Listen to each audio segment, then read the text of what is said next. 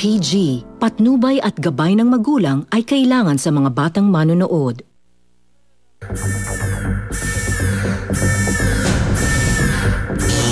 May 19, 2012, episode number 854. Star Talk TX, the Showbiz Authority.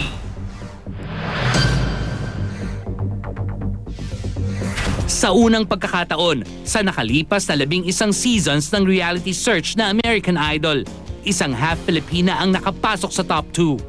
Filipina-Mexican-American Jessica Sanchez defied the odds, making it to the much-awaited finale next week. Sa kabila ng iniindang masakit na lalamunan noong performance night, Jessica sang her way into Idol viewers' hearts. Ang simpatikong si Phil Phillips ang makakalaban ni Jessica sa finals. Jessica's feat surpassed the third-place finish of another half-Filipina, Jasmine Trias, in Season 3. Walang pagsidlan sa tuwa ang mga kamag-anak at kababayan ni Jessica sa Samal, Bataan nang ihayag na ang resulta kahapon. Siya, kasi di ko na-expect. Kasi nga yung kagabi parang naglaylo muna siya sa pagkanta kasi nga yung sore throat niya parang hindi siya masyadong bumibirit kagabi kahit yung mga kantay niya matataas. On Twitter, abot-abot ang papuri ng mga celebrities sa 16-year-old singing phenomenon. Ayon sa Mexican-born singer-actress na si Thalia na mas kilala sa Pilipinas bilang Marimar, we quote, Jessica Sanchez, incredible Mexicanita Filipina, great. Concert king Martin Rivera was equally ecstatic. Maging ang Journey frontman na si Arnel Pineda ay nagparating din ng pagbati kay Jessica. Hindi naging madali para kay Jessica na marating ang top 2. She was eliminated earlier in the competition but was saved by the 3 judges. Sa kasaysayan ng American Idol, siya ang kauna-unahang saved contestant na umabot sa finals. Alam niya nasali sa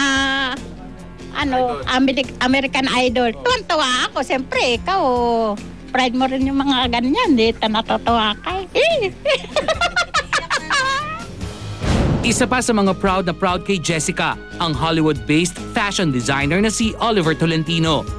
Si Oliver ay tubong Orani, Bataan rin, katulad ng ina ng dalaga. Siya ang gumawa ng gown na suot ni Jessica sa top 3 performance night kamakalawa. Yung grandfather niya lives there, the next street from our house. So kababayan ko yung mother ni Jessica Sanchez. So sana magtagumpay ka sa lahat ng minimiti mong gawain sa buhay mo. Always keep your feet on the ground and always tell to the world that you're part Filipina because tayo mismo mga Filipino magpo-promote ng ating country and with your talent, yan ang magiging gift na ma-share mo all over the world. Ang magwawagi sa American Idol Season 11 ay malalaman next week, araw ng Biyernes, dito sa Pilipinas.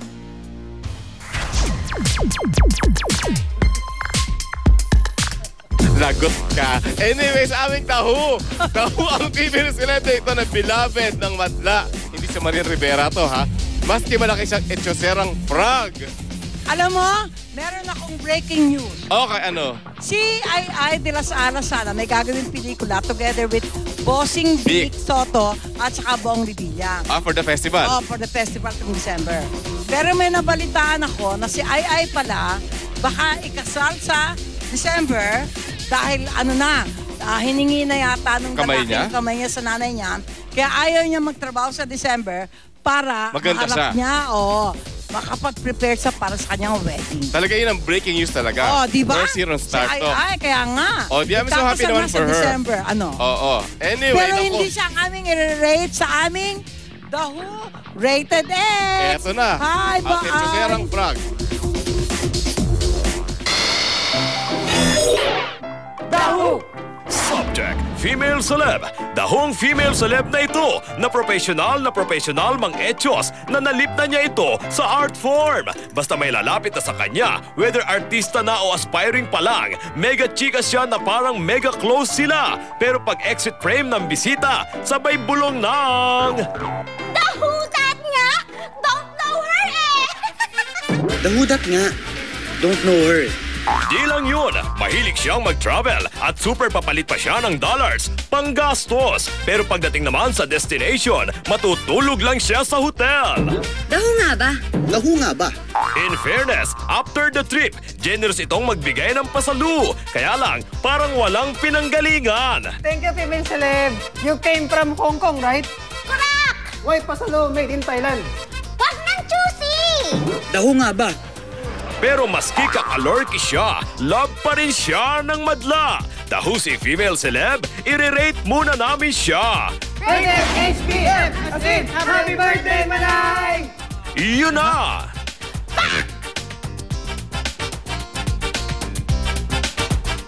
Ricky, join us. Happy birthday! Happy birthday kay Lingitan, kay Belinda Felix, kay Sasha Padilla, at kay Ali Soto. Happy birthday, Lolit. Alam mo, Birthday mo si... just to show you na birthday si Flor. Oy, Flor, happy Hindi namin alam birthday. talaga, kahit siya hindi niya alam. Alin? Hindi, kung sino yung daho talaga. Oh, yung Nagulat na lang siya. Cheryl Oh. Pero alam niya, totoo yung sinasabi nila na ito, anong galing ng LA, ang pasalubong sa akin, matamis na kundol. Galing sa LA. Sa Filipino store. Diba? Pag anong bibili doon, and happy birthday, okay? Nai-blow mo na kahit walang namatay na eh. walang apoy. Ano siya? Namatay na ako. Anong ibig sabihin yan? Ang ibig sabihin yan, Natunaw. nag-sponsor sa akin sa Ng stem bagong cell. cake. Oo. Stem Stem cell treatment. Ang Meron na flowers, dito? ang flowers. Hawakan mo na. Hawakan ko lang. O sige, happy Oh, birthday. sige. Teka, message pa gagawin mo, magbabati ka. Hindi, kasi bukas, 65 years old na ako. Only? Kaya hindi ako tatanggap ng regalo na 650. Kailangan 6,500. 6,500 ang pinakamaliit. Or above. O kaya 65,000. Or 6.5 million. Kaya magbibigay. Oo. Kaya ang kailangan may regalong sa akin, 6,500 ang worth. Okay, sige. Next week. Okay. 6,500 pesos worth of cakes. Ayun. Anyway. Okay, meron ka pang... sige, birthday mo si naman Juan Carlos Robles Babati ka at pa si rin? Pinky Tobiano, si Charlene Ang ng 80 Spices, Thai Resto. At happy Tsaka birthday si Boyso, Lady La Tan. Carmela de At saka si Boracay. Ranville Rufino. Oo, Happy Boyso. At saka birthday. sa Flawless, syempre. Salamat At ulit ito kay na. Dr. Vicky Bello. Okay, Ricky? Claudine Barreto humarap sa korte kaugnay ng hiling na protection laban sa Tulfo Brothers. Panoorin niyo na. Panoorin niyo. Ngayon na. Happy birthday again, Lolit. Happy birthday. Remember, Happy birthday, Nay. Bella Flawless. Thank you. 65.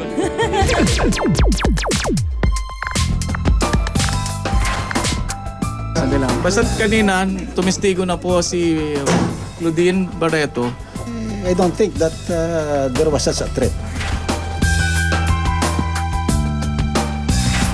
Humarap si Claudine Barreto sa Quezon City Regional Trial Court noong Miyerkules, kaugnay ng petisyon nila ni Raymart Santiago for temporary protection order laban sa magkakapatid na Tulfo. Kasama ni Claudine ang kanyang mga magulang na sina Miguel at Inday Barreto na naging matipid sa pagbibigay ng pahayag sa media. But we're both sick. But you're here for the support. Support lang. Oo, natatakot lumabas without us eh. Oo. Kailangan yan yung tatay at nanay. Salamat po. I cannot talk eh. Feel bad.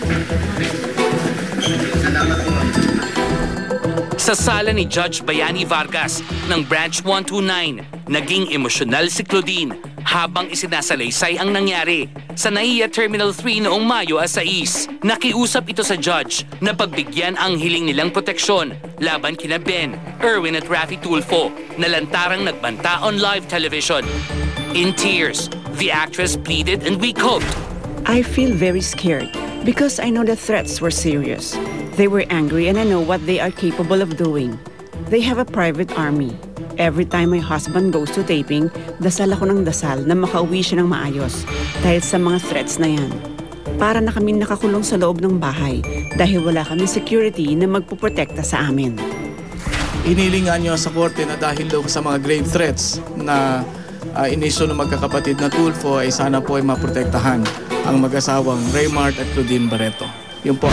Present sa hearing ang abogado ni Erwin Tulfo na si Nelson Borja at pinaninindigan nitong walang naganap na pagbabanta.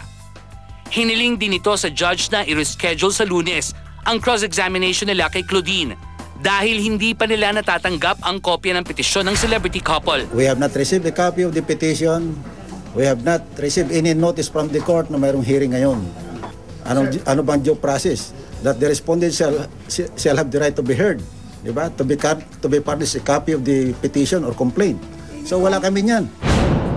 Samantala, sa isang statement sinabi ng mga abogado na ilang kaibigan ng mag-asawang Santiago ang handang maglaan ng pabuya sa sino mang makapagbibigay ng video na nagpapakita sa buong pangyayari sa NAIA Terminal 3. Idinagdag pa ng mga abogado, and we quote, "We would like to take proactive measures in order to address the alarming distortion of the truth currently misleading the Filipino public.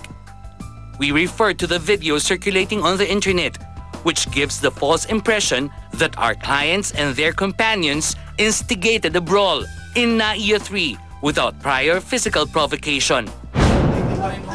Hindi pa rin ho pwede magsalita si Claudine. Hindi pa po siya prepared. Dito lang po sa korte ho siya nag-testify. In time, abangan din ninyo, she will say her piece. Hindi binanggit sa statement kung magkano ang pabuyang handang ibigay ng mag-asawa. Samantala, 2 linggo matapos ang insidente, nagkaayos na sina Claudine at ang 2 ground crew ng Cebu Pacific. Mismong ang aktres ang gumawa ng paraan upang makausap at humingi ng paumanhin sa dalawa. Nilinaw rin ng mga ito na wala silang planong magsampa ng demanda laban sa aktres. Siya po ang nakiusap at siya po ang nag-seek nitong meeting na ito para lang ho may paibigay yung personal ng kanyang kapatawaran. Wala naman akong sinabi nga magdidemanda kasi nga sabi ko nakaka-stress lang kasi yan pag magdidemanda ka. Kaya tahimik lang kami, okay lang sa akin na na-express ko yung feelings ko noong time na yun kasi siyempre nasasaktan talaga ako as being a mother. We are very thankful that we are accepting the apology of Miss Claudine. Yeah, para peace lahat, happy lahat. I humbled myself. Nag-apologize naman ako sa pagtaas ng boses ko sa kanila habang nagko-complain ako sa Cebu Pacific noon. And tinanggap naman nila yung apology ko. So talagang thankful ako, pati sa pamilya nila. Dahil sobra silang warm na nila tinanggap ako.